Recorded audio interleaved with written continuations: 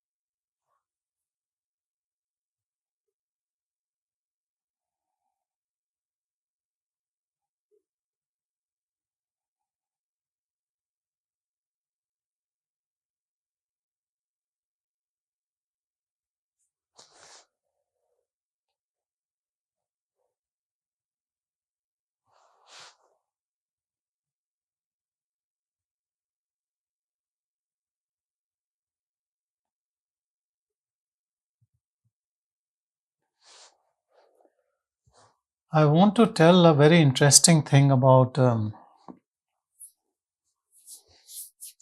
different saints and sages and their devotees. It is my perception, I might be completely feel about so many people who follow sages and saints.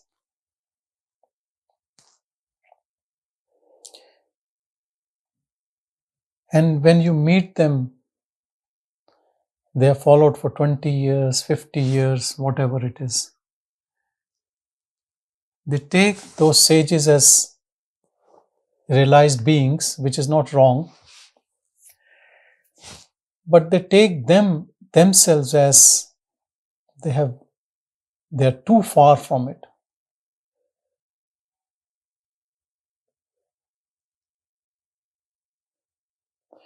Do you think it is a mistake of the sage or the mistake of the devotee? Or both? That the gap stays always.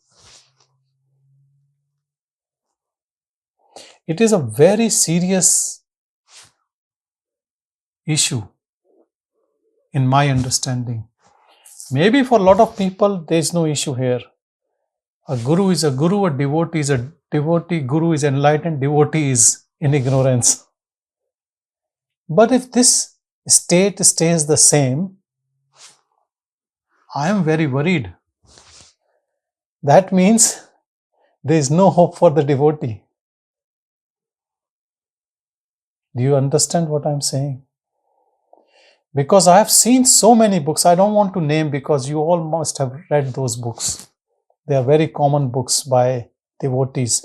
And I'm not talking about Bhagavan, I'm talking about other saints and sages.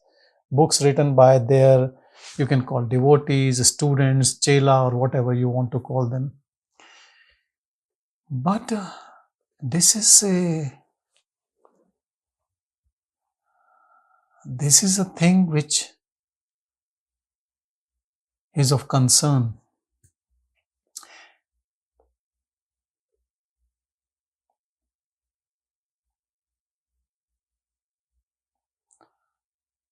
And I have to tell you why it came to me today.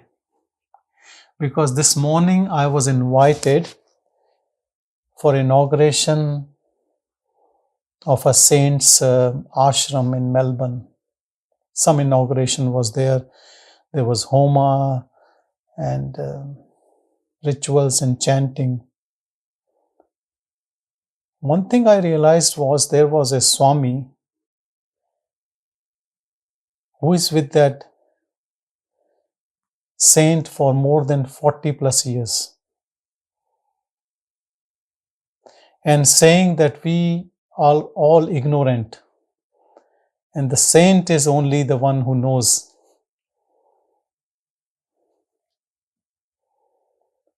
Isn't it scary if someone has lived with that saint for 40 years in close proximity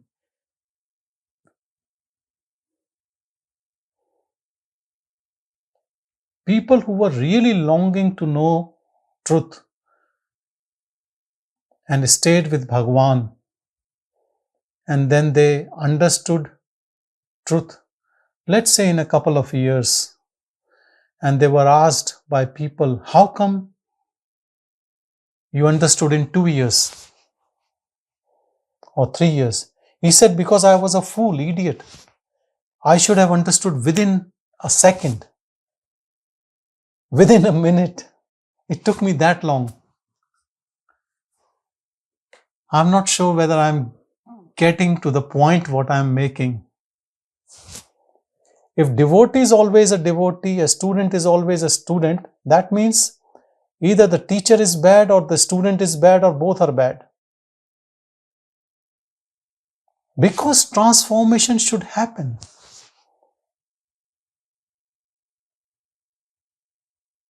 There's something wrong there. Maybe the student is too lazy. He just thinks that I cannot be there. My guru is at a level where I can never be.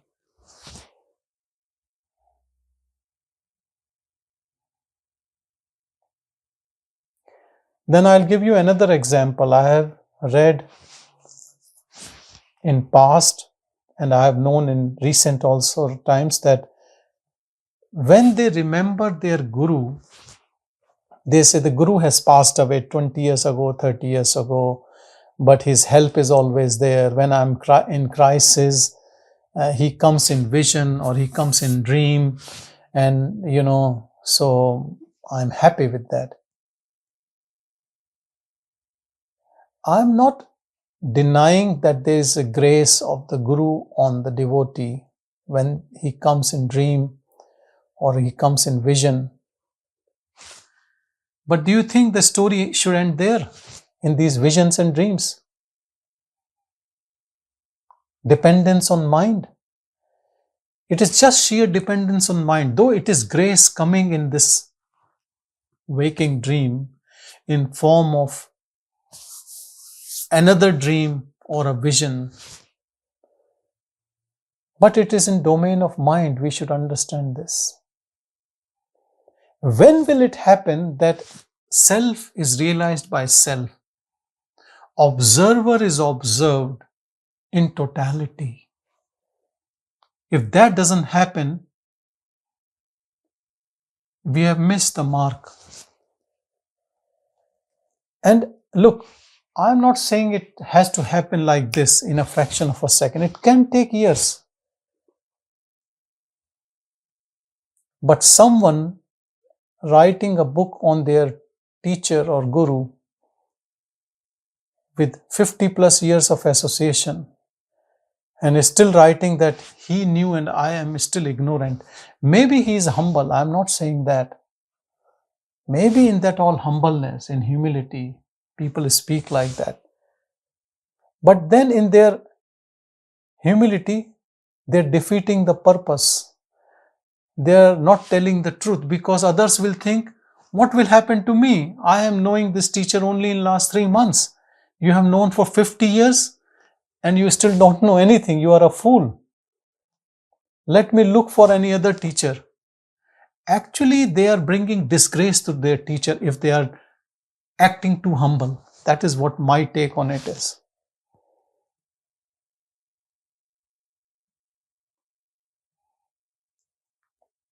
Actually, I take this very seriously, spirituality. It's not a joke. And it's not a pastime. It's not entertainment. Someone commented that, in satsangs in which you are talking is nice, but if there is a Q&A, it is boring. To whom it is boring? What do you mean? So that means they are looking entertainment out of these satsangs. So when you don't get entertainment, it is boring. I'm not producing anything on YouTube so it should have million views. I have zero intention. And I don't want to entertain anyone who is just testing the waters. Maybe you can test, and when you are convinced that there is something which needs to be known, then it's better we can talk. We don't want crowd here. We only want real seekers who are just there. As there was a book on Bhagavan, people with little dust, or people, I would say, little smoke. Dust still needs something to wipe off. Smoke just goes away. It is going away actually.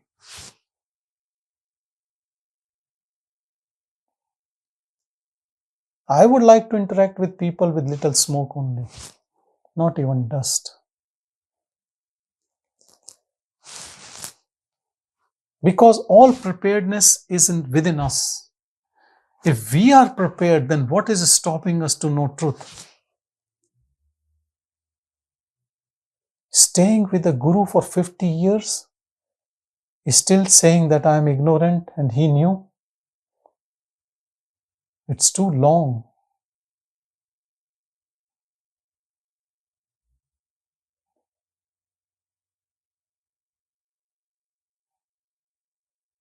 When people ask people like Murugnar, he said it took too long. I was finished. I saw him and I was finished.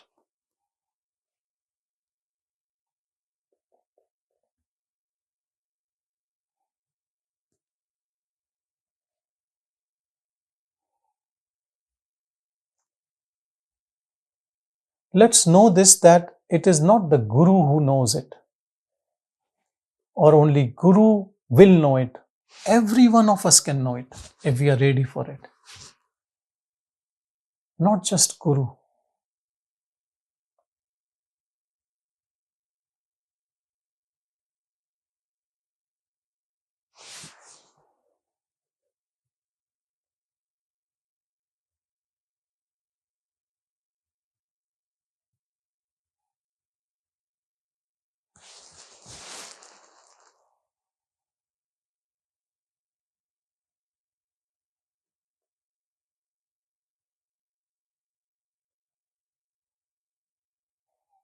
Today this sannyasi was telling he has stayed with this saint for last more than 40 years and the saint is God. But who are you? God, Guru and self is one, isn't it? That's what Bhagavan says. I can understand Guru is God and there is God which is also Guru. But are you not self?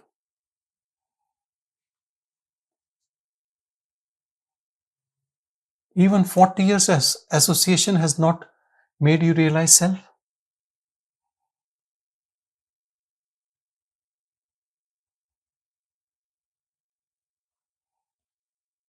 Be in that self. Because Guru, if you really want to know what Guru is you only. Tell me, whose dream is this which you are seeing right now? My dream or your dream? I call the waking as dream. Maybe I'm wrong, but let's say reach somewhere in middle, waking dream. Let's say call it waking dream. It is your waking dream if you are seeing it, isn't it? Not my waking dream. I am in your waking dream. So if it is your waking dream, then whatever you call it, guru, teacher, scripture, satsang, it is coming from you only, isn't it? Nothing separate from you. God, Guru, everything is coming from yourself. Yourself is so great. It contains everything. So who is real God or Guru? Yourself.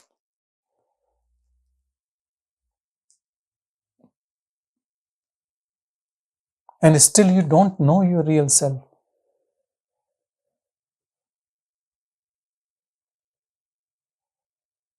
That means projection of your mind is more powerful than your own self, isn't it?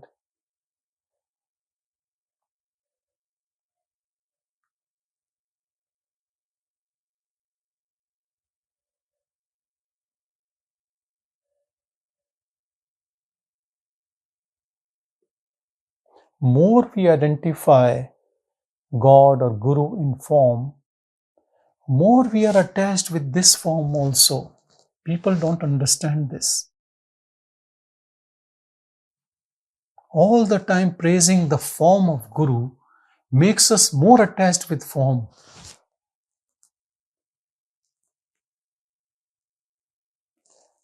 I believe better to attach to the teaching of Guru and follow that teaching,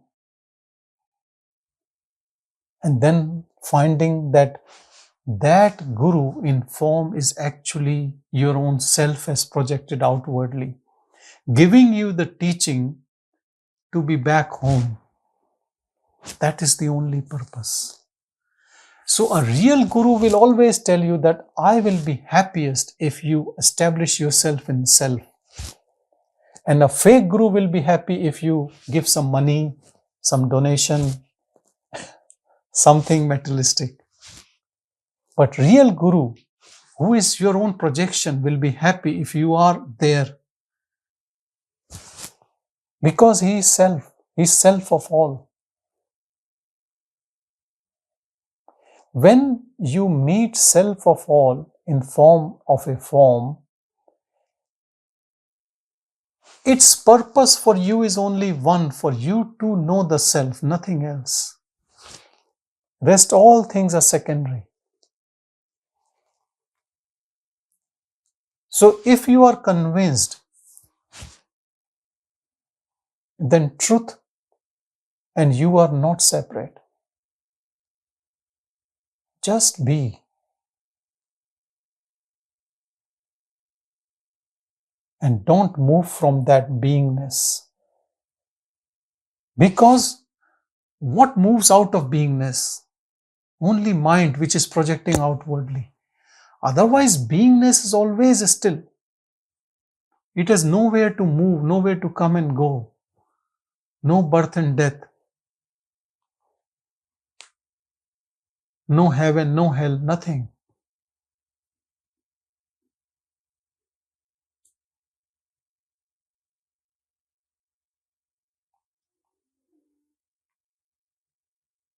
The other day, one person who belongs to a sect on a very higher level, he said, in our sect, we say you go through 7 stages, each stage in each birth. So the first stage is preparing you for the next birth, how you will be. And I said, why you are saying this is your first? Maybe this is your third or fourth. He said, no, this is the first time I've taken this type of sect. But how would you remember in next birth? What is guarantee? He said, I don't know about that. But my Guru said that this is your first birth. Already you have put restriction to your own enlightenment to 7 births. Maybe in next birth you become a tree or a stone. What will happen then? And in Hindu mythology, they say after 840,000 births, you get a human birth. That means if it has to happen in 7 human births, 840,000 into 4. My God. Millions of years is gone. All these are excuses to delay liberation, to fool you.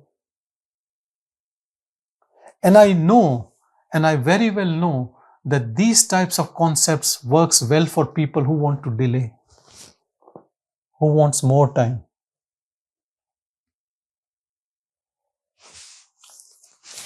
Recently, I was invited for a wedding in India. So the wedding was supposed to be happening in Feb. And the groom got anxious and he said, I want to do it a bit later. And then he postponed, but I booked my tickets. So I went to Mahakumbh. So that was a good opportunity for me to attend Kumbh. This time he was ready, and then again, just a week before, he got anxious. He delayed. He said, postpone it again. And I went to couple of other beautiful places, Mukteshwar, Kanchi Dham. So my trips were really nice. But I called this guy. I said, because of your postponing, I am going to the most beautiful pilgrimages. But tell me whether you want to marry this girl or not, or you'll keep delaying. This is the way we keep delaying our liberation, We get anxious. We love this life. There are few things which we don't like. If someone can fix it by giving blessings, I'll be happy. That's what people do. I got a book from Neem Karoli Baba's ashram in Kanchi Dham, who is associated with, you might have heard, Ramdas. Very, very spiritual, sacred place, beautiful place. But those books says only Baba gave me this, Baba gave me that, I got this, I got promotion, we got money. Whole story, whole book is about just materialistic things people got and they are happy. And that's why they love Baba.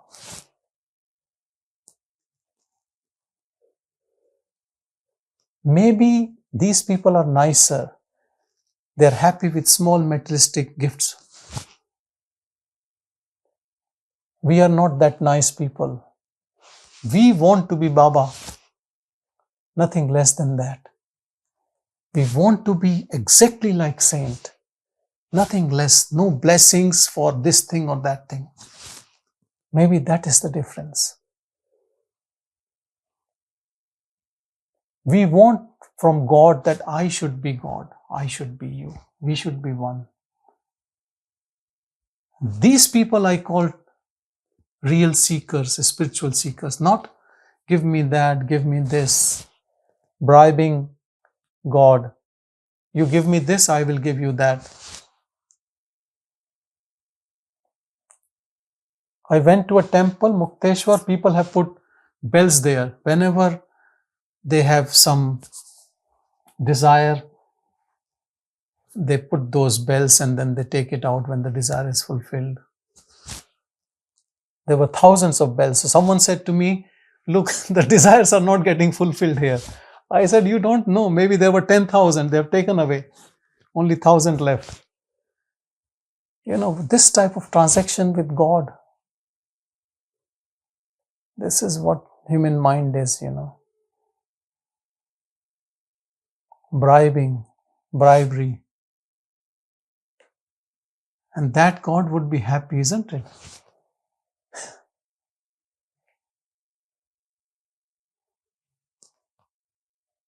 In this reflection of name and form, working through mind, all this is illusory.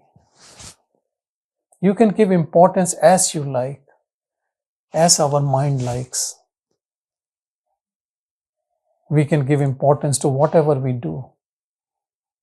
You ask any researcher, whatever research they do, they think they will get the Nobel Prize for it, They're passionate. That's why they're doing it.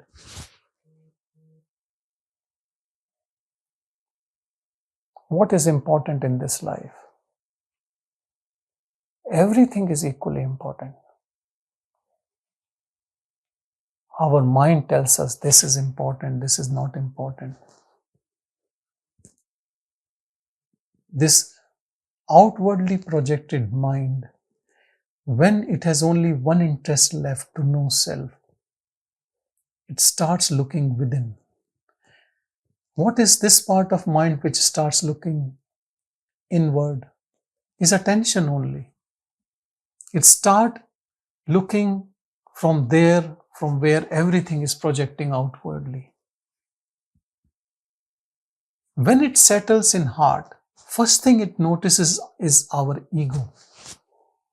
The way our mind works, the way we talk to people, we try to impress people, or we dislike, or we like, or we judge, we analyze, we criticize. All these functions of the mind, in together we call it ego, coming from an I thought, which behaves as an individual and works according to its own conditioning. Then we start noticing it. Here the real game starts. When you start noticing it, You start disliking yourself. You start seeing faults in your own self, not in others. That is the beginning of cleansing. You start process of purification. When we pay attention inwardly, all this filthiness in us, impurities in us, they are clear to us. And our attention is enough to start purifying our inner core. Then even if you think to deceive someone by your smartness, you cannot speak, you cannot act. Because now you know that God is watching all these actions. That God is me only, my awareness. It doesn't say anything. Even if you do something, it has no ability to stop you. But something starts changing in us. We cannot act. The thought might be there because we have so much of conditioning of so many births. If you don't believe in previous births, let's say conditioning of this birth. But you cannot act. You cannot save those words. There's some magnet in that awareness which stops. Now God is watching. That is what it is. God is watching. You are that God.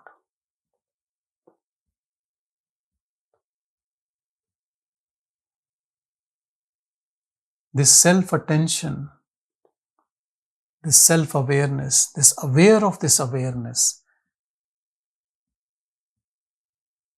initially by some practice, some grace, it becomes your natural state because this is our natural state. You don't have to sit every day to meditate. There's nothing to know. Who will meditate on whom? They are not two things.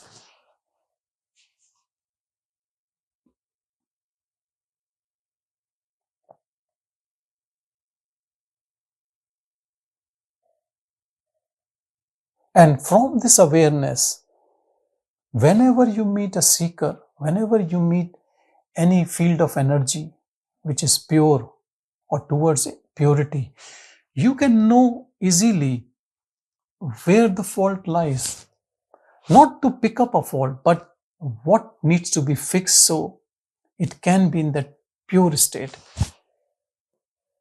Because awareness wants everything should be in that pure state. In pure awareness, everything, every being. But again, it cannot fix it. Something will fix in that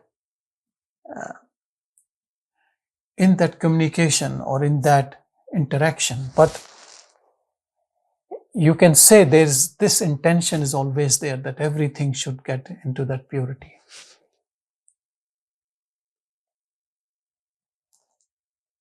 Some things are easily fixed because they're just there. It's almost there. Sometimes you don't have to say anything. It just takes care of itself. If an energy field comes which is almost there, just in that constant company, which you can call it satsang, it just fixes it somehow. Hard to explain that. That is why the company is so important, company of saints and sages.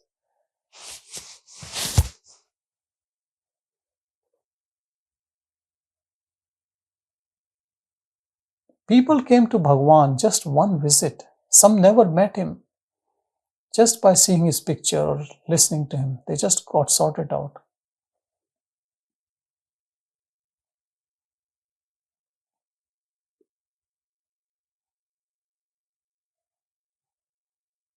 But I have to say one thing, that this is the most beautiful thing which can happen to any human being, knowing your own self. I can't say anything about people's spiritual experiences and visions and all those things and occult powers. Maybe they are also good experiences, good stuff, but They are not permanent.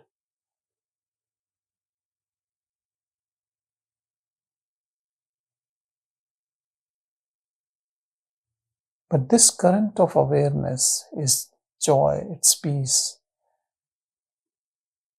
Knowing this, you are contented, whether everything is being taken away from you, even this body. Because now you have found something which you know even death cannot take away. This is the beauty of knowing it.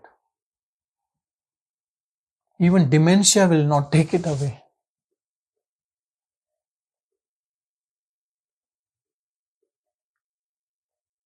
Deceased body cannot take it away. Even someone puts you in a false case in jail, it will still stay with you. So no worldly thing can take it away from you.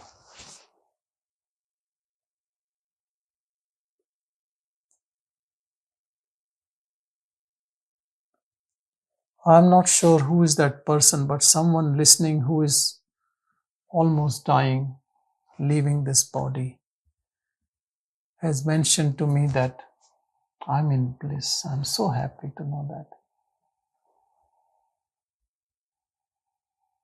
If someone is so much in bliss while leaving this body, how beautiful it is.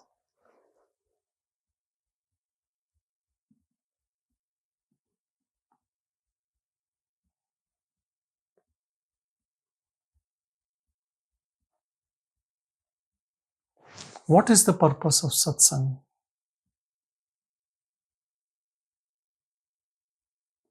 Only knowing that which gives eternal peace and never leaves you. And that is none other than you.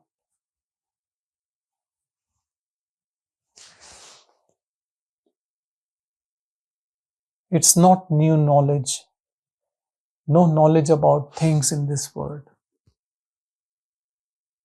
Only knowing who am I really,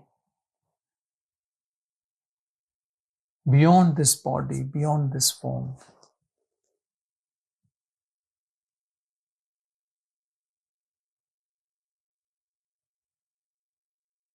Once we know that this name, this form doesn't create any problem, or any form doesn't create any problem.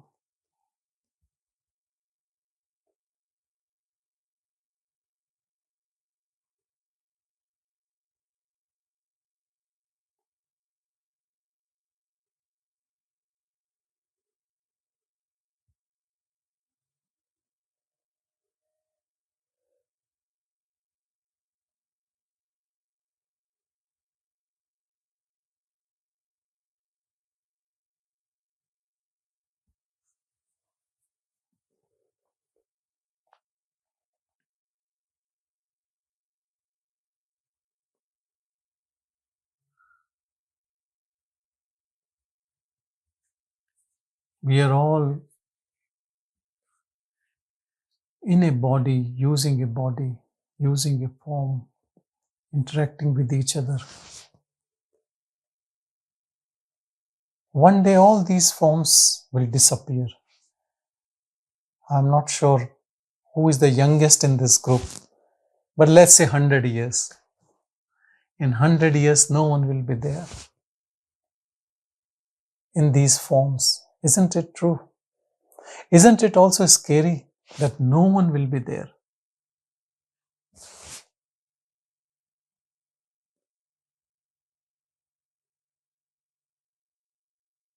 But let's say we know something which will always be there in you and in me and in all of us.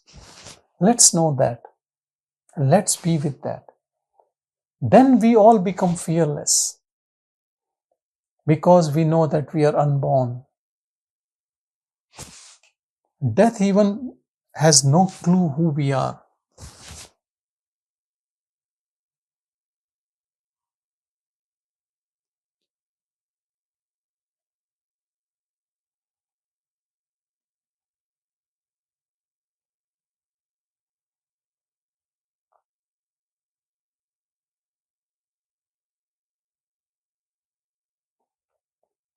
Bhagavan used to give an example of Guru as a lion in the dream of an elephant.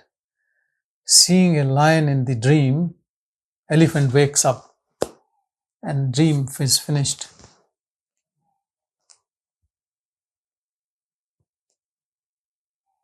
Which means a teacher is there to make us out from this dream, waking dream, into real waking. That real waking, how that real waking appears. That real awakening is not seeing this word or another word or word with more bright lights or heaven or something. No. All what you would see will be in domain of mind. But in real awakening, your identity will, with the body, will drop.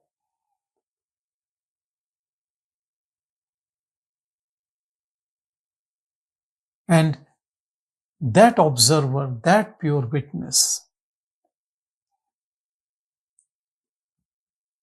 is known as me, as self. Not the body, but that.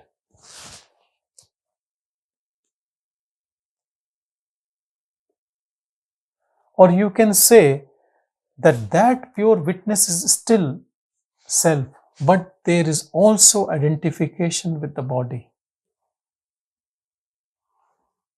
Because that is very, very subtle. That is very subtle.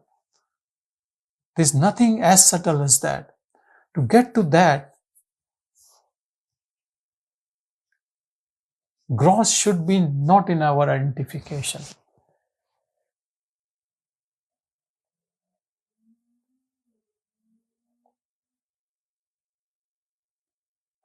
I would say if our attention is as awareness,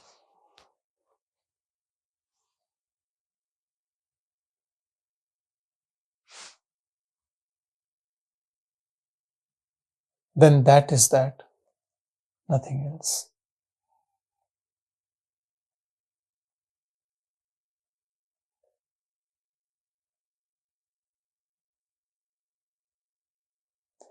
One thing we should be very careful in our practice and our discrimination, that there should not be any I left. Because if I is coming with awareness that I am awareness and I am like this, and if I is there, the ego is there. That means that ego has taken up this role as awareness also. Because if you see, in Vedanta, they give definition as Sat Chit Anand. Sat, truth. Chit, consciousness. Ananda, bliss.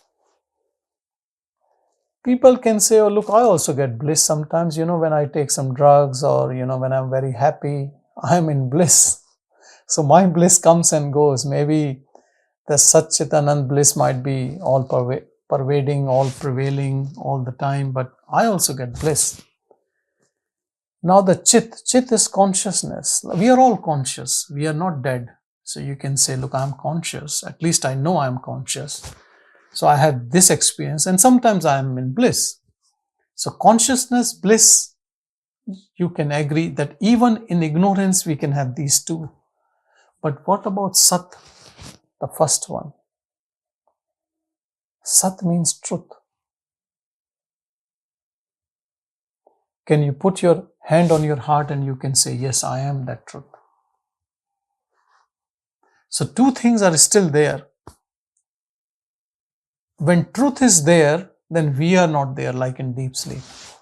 But sometimes we are in truth also. There are moments when we are in that utmost contentment. Something just touches our heart. But then the mind comes out. But if our commitment to this truth is 100%, then nothing goes out. The one which goes out disappears in it, merges in it. In different religions and different practices, they talk about pure mind, no mind. And some even say that absolute is pure mind.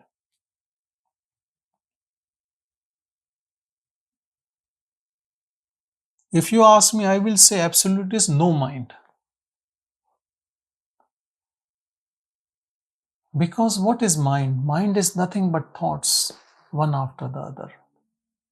If there are no thoughts, I don't think you will call it pure mind. You will call it no mind. That is why I don't understand this term coined mostly by spiritual scientist, mindfulness. The term looks like mind is full. But mind should be empty. In that rarefaction, when there is no mind, in that transparency, you see yourself. Right now, mind is full with thoughts. But the moment our attention is on awareness, the mind which is giving rise to thoughts, because thoughts, what are thoughts? Thoughts are about things, matter. Awareness is not a matter. There can't be any thought for the awareness. You can create thought, like I want to know awareness, and where is awareness, and I want to be awareness, and Aham Brahmasmi.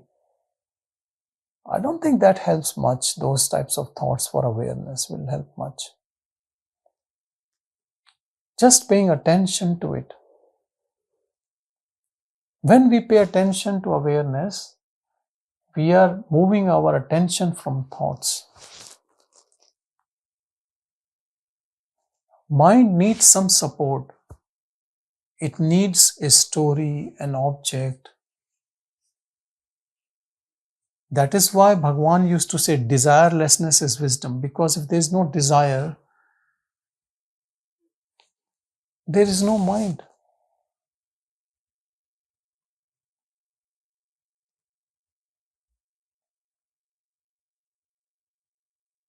We get two types of thoughts. If people who do mindfulness or any type of contemplation in solitude, you sit in silence, we get thoughts which are very random, not even related with your day-to-day activities, or those random thoughts leave no impression on you, no effect on you. Whether they stay or not, who cares?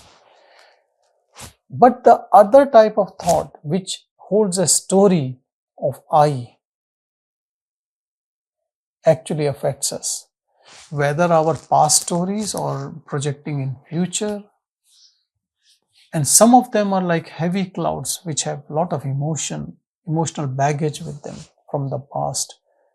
Some people even carry emotional baggage about future. What will happen if my spouse dies, or this thing happens? What will happen to me if I lose this money? Whatever. A lot of imagination works in this future emotional baggage. That is very harmful. They all come from that I.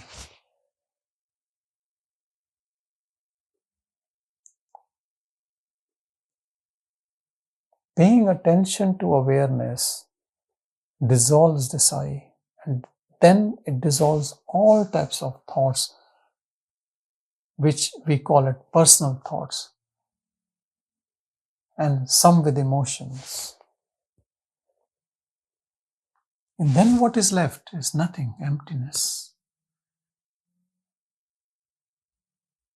Some call it shunya. Shunya means zero, empty, nothing. But this nothing is immediately filled by bliss. That is why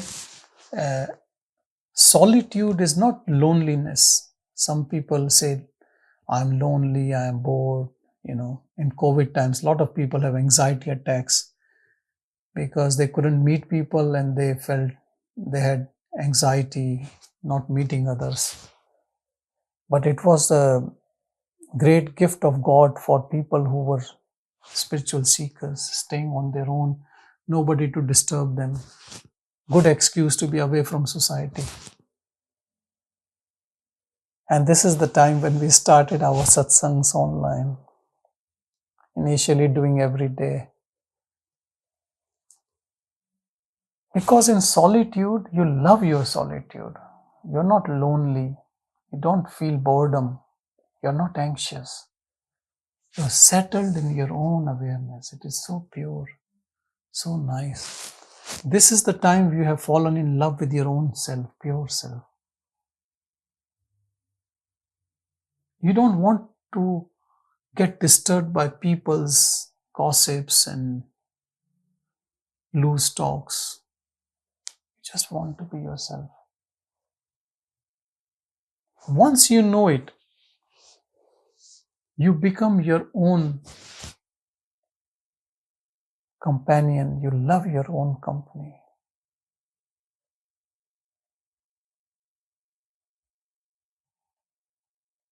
That is why these yogis, they live in caves in Himalayas and forest without anyone, enjoying their own bliss.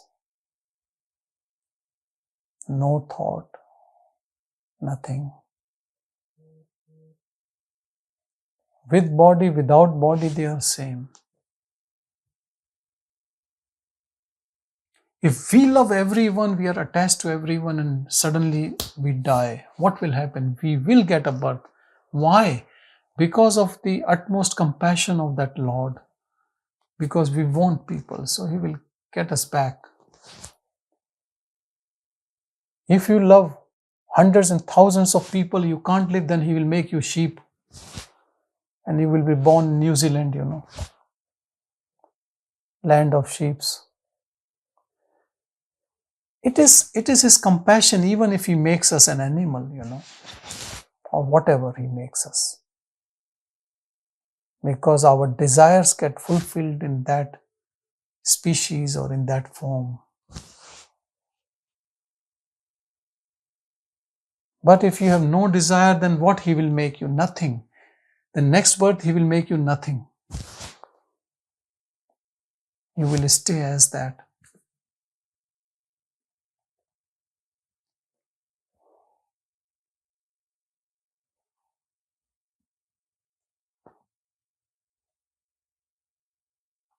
If we have no desire, we have no thought, we are already out of this game of samsara. Understand, everything is happening because of our own wish. If no wish left, no form left. That pure intelligence is operating in you, in me, in everyone. There is no God sitting somewhere in sky, in heaven, and sorting out things, Everything is in auto mode, perfect.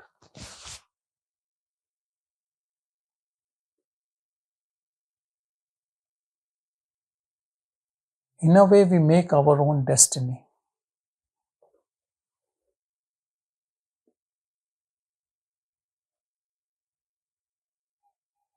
The moment you give up ego,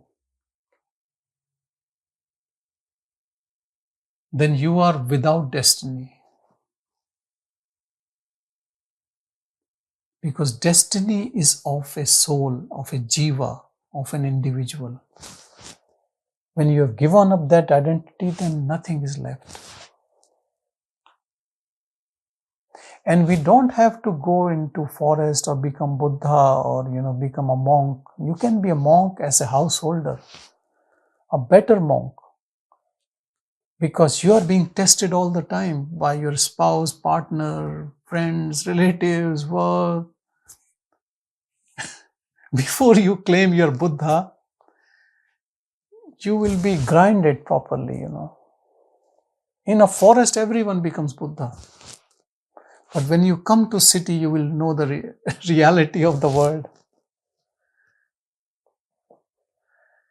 So we are so fortunate to be householders.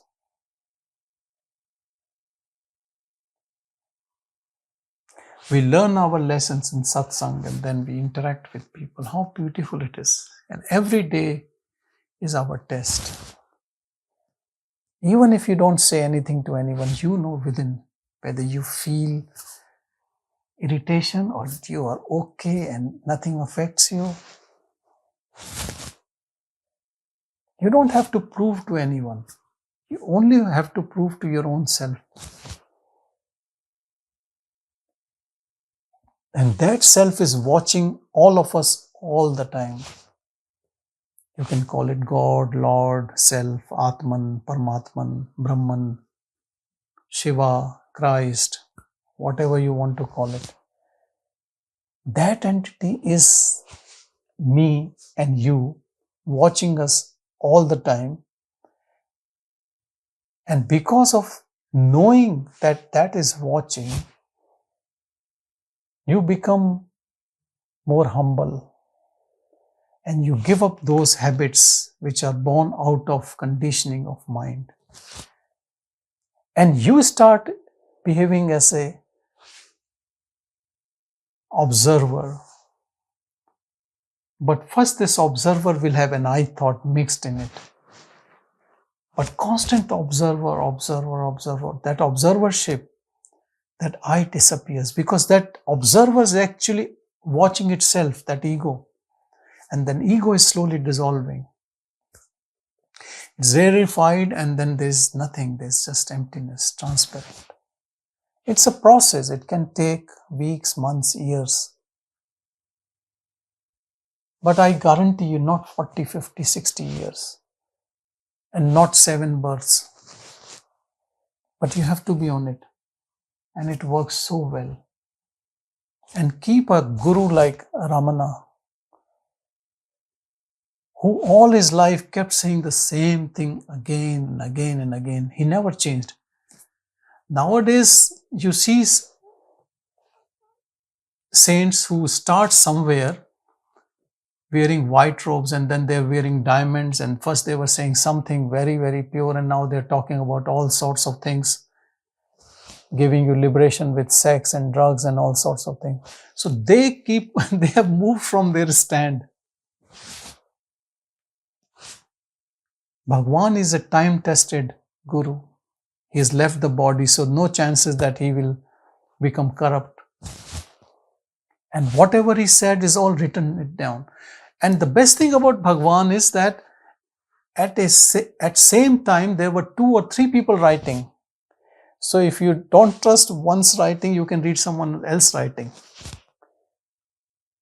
Letters, talks.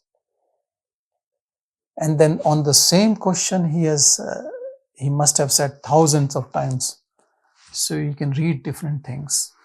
And then his interpretation by the people who were with him and who realized truth, like Sadhu, Murugnar, Annamalai, Kanakammal, so many of them.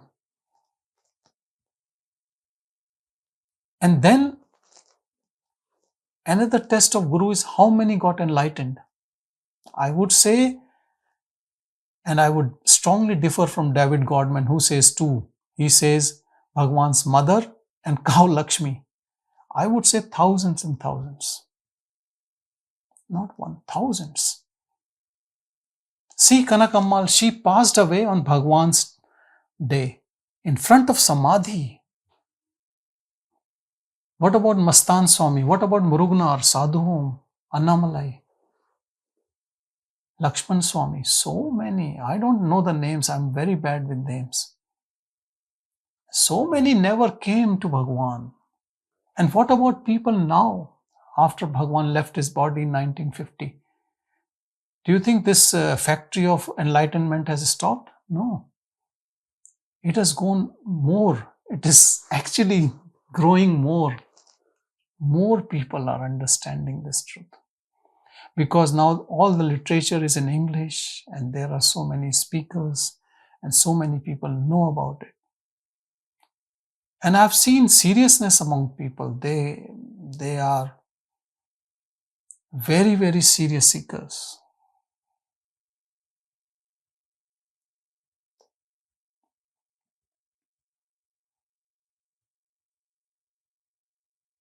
Bhagavan's teachings are simple, straightforward.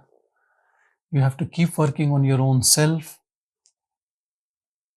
No rituals, no dramas, nothing.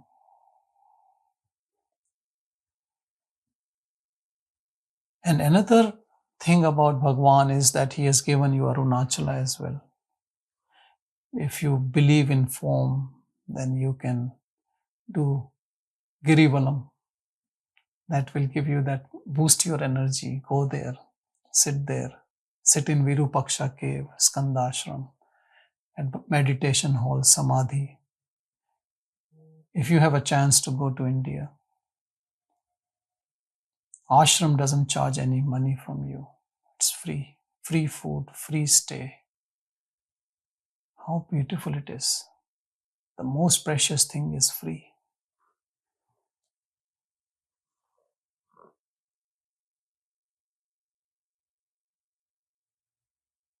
I have to say that I was never interested in chamatkars and these all sorts of powers and magic. It never attracted. I just wanted to know the truth. And coming to Bhagavan only talks about truth and gives you truth only. Every teacher has its advantages, and I believe it suits your own appetite, what you want. But if someone is only after that, Bhagavan is the answer.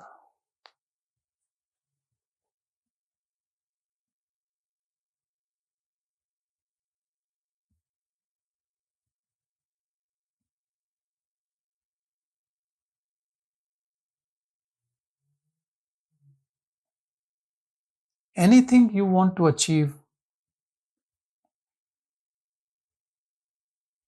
you need to know whether that thing is achievable or that exists. And I would say this is achievable and exists. Second is there any sure short direct path? Like, whenever we travel, you look into the maps, you go by the shortest path. This is the direct, shortest, straight path. And then anyone has gone and achieved, because you can't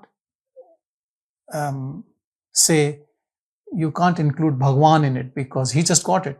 So he never used a path. But I would say thousands have used this path and they all achieved. So what is left? Just for us to practice, that's all. And I have to say one thing. You will notice in your own self, if you are attending satsangs, we are meeting, there is a big change in us. We have moved very, very far from where we were before. Even if your partner doesn't say, someone will notice it, I'm pretty sure, within you or around you. Maybe you're not interested in those sorts of things which you were interested before. In medicine, we say personality is a non-modifiable risk factor. It might be true, but you can get rid of the whole of it. Not to modify, you get rid of it. You put it in the bin. That's what you can do. Because give up your identity with personality. Then you are impersonal awareness, that's all. That impersonal awareness is with all of us and personality is with all of us. You stop identifying with that. It can't do anything to you. You just have to drop the I to the personality, that's all. Then the body's behavior and things happening for this body is none of your business.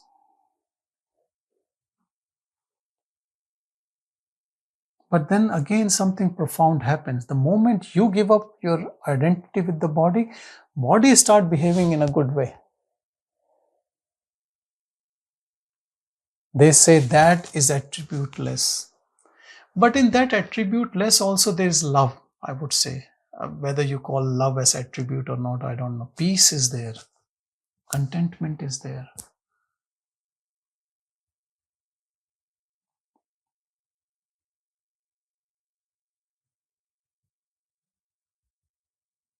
So be with that all the time. It is with all of us, day in and day out.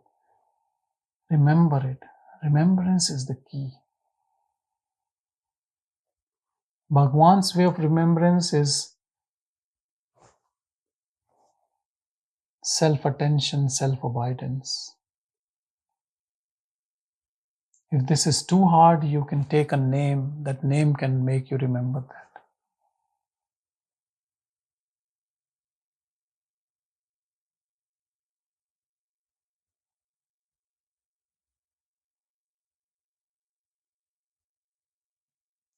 So you put these efforts to pay attention, and then these efforts dissolve when it is natural, effortless.